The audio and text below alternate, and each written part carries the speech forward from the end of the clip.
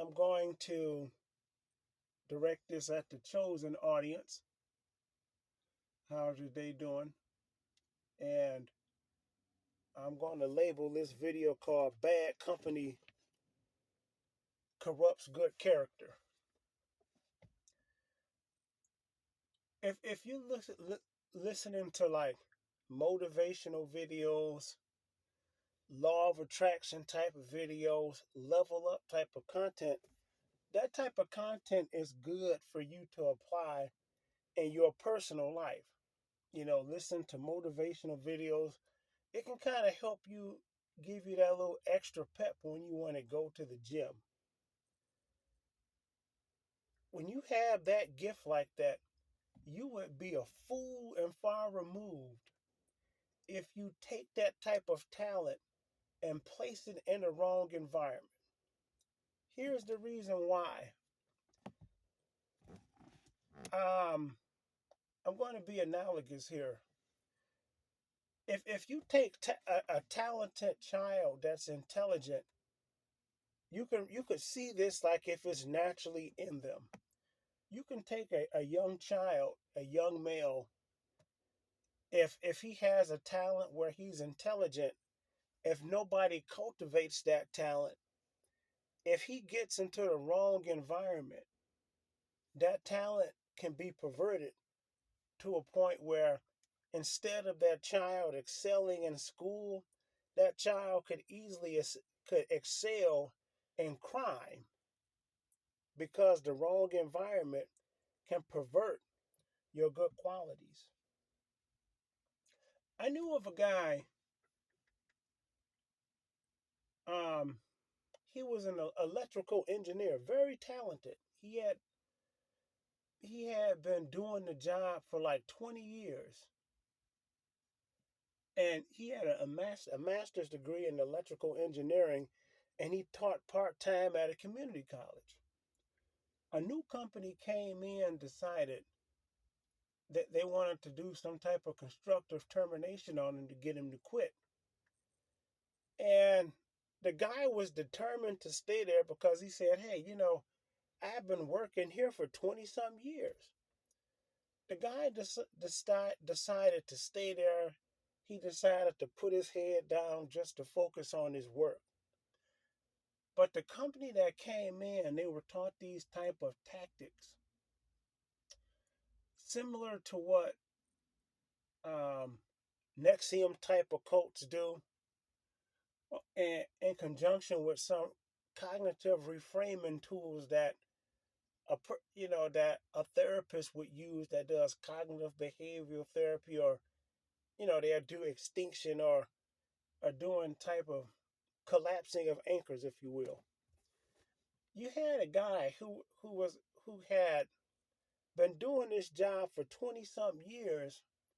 As soon as the guy would get into a state of flow to try to troubleshoot and process his job, you would have two people come around him injecting these um, negative stimuluses around his work, as well as unpredictable stimuluses.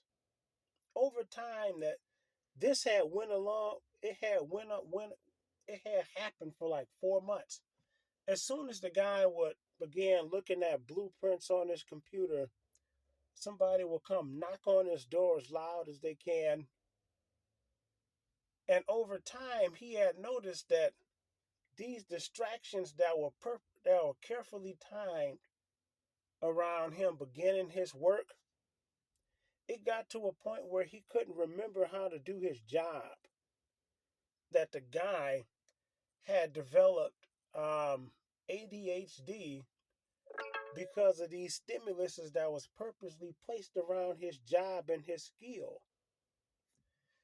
He had got to a point where he would teach part-time at a community college during the evenings, that he would forget to go to work. He had totally forgotten how to remember the formulas and things that he had learned in college, because you have these groups of people when your mind is like processing information to try to remember, if a person starts putting these stimuluses around your ability to remember information, the negative emotions, the negative connotations, and the unrelated stimulus gets lumped in together where your talent is. And your talent can be perverted and destroyed. This is why the chosen person was, remember that environments have a way, especially if used in conjunction with strange stimulus and conditioning, all the talent you have can be perverted.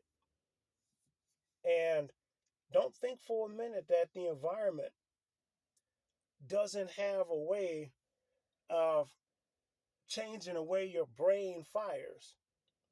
That's why in these talks that I'm doing, I keep emphasizing the wrong environment will not cultivate you, nor will it make you any stronger. And then I I I I had a similar experience where again it happened in an environment where the environment soured.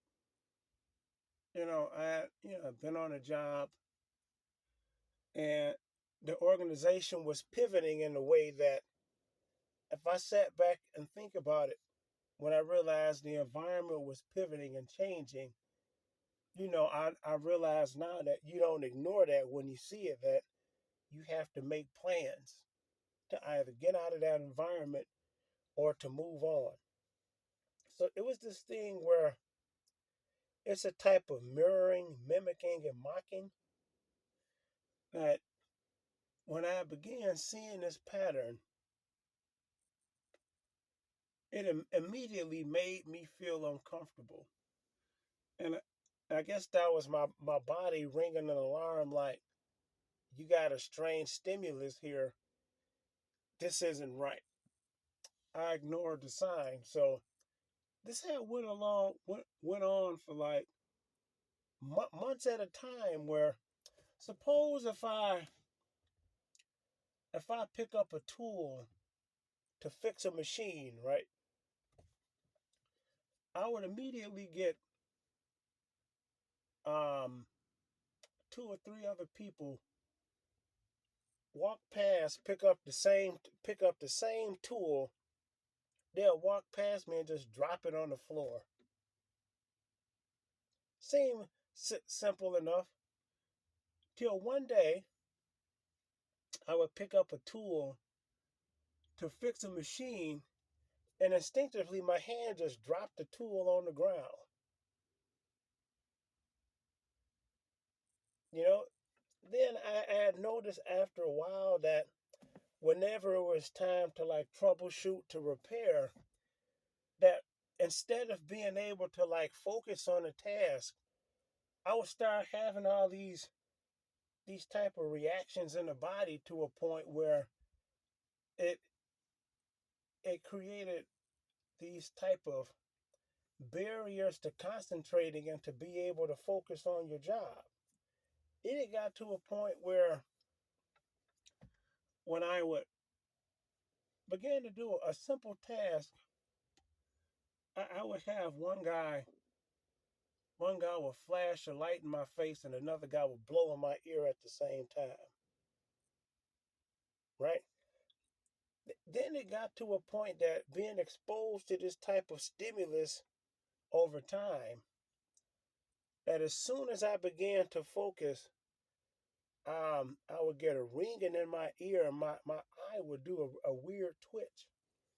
And it would present, and just having that type of bizarre stimulus injected around a pattern that I had, it put barriers to me doing a particular task, and that I noticed it had did something to my like concentration and even my skills to a point that being involved with certain stimuluses can rewire your mind. This is why these environments that you get into, if they're not right, your best bet is to just walk away from them. Suppose if you do even stay in the environment and you decide you want to get some type of lawsuit, the money you may receive, it won't. I don't think it'll compensate for the loss of a skill or a talent you have if you are artisan, or a craftsman, because it has a trickle down effect. Let me tell you about something that I had noticed that over time, when I had certain persons mimicking and mocking certain things that I did, I noticed some of their behaviors that I found myself almost trying to mimic some of their negative behaviors. I had it where after I would have this particular guy, coming by to mock me while I was working. And then after a while, it's like association brings about assimilation. And it was like over time, this is when I realized how debilitating this thing is, where I found myself one day craving the type of cigarette that this person smoked because they were mimicking my behavior, you know. And then I started, once the guy he started mimicking me, I almost had a feeling to start mimicking this person, where I had found myself, like I said, craving a cigarette that he smoked. And then I had a dream about this guy that he was involved in some type of, I'll just say, uh, this type of alternative lifestyle, which turned out to be true. And it was like, and I can't, I know the mind has something called a mirror neuron, where you will start mimicking and mirroring the people around you. That's what I thought it was. And I had realized that the environment and people around you will affect you. And this is why, if you were blessed enough to have some type of gift, some type of motivation, some drive, or some talent, you have to safeguard that thing very careful. You have to guard it very careful, because it's a delicate thing, and your unique quirks is uniquely you, which contributes to that said talent. I'm going to end this video by saying that the environment has ways of putting stressors on you. I'm not sure if it's like dealing with the nervous system to like bypass your higher order thinking skills. And if you have a talent, if you have a skill, you have to safeguard that with your life. And if an environment you are in is not it's not cultivating that skill, or it's just depleting it down, you got to leave that environment. You know, you are worth be you are worthy of being treated better than that, and you deserve to have a better environment that's not going to strip away from you, that's not going to belittle you, and that's not going to take away from you. You know, and again, I'm going to say this: everything is not some test. When you see the environment, you'll feel it in your body. A lot of times in our minds, we use this rationalization, and we make up reasons for, sometimes we'll make up esoteric reasons why we should do something. We'll say all these things to ourselves, but your body is taking score. You know, you'll feel it in your mind and in your body.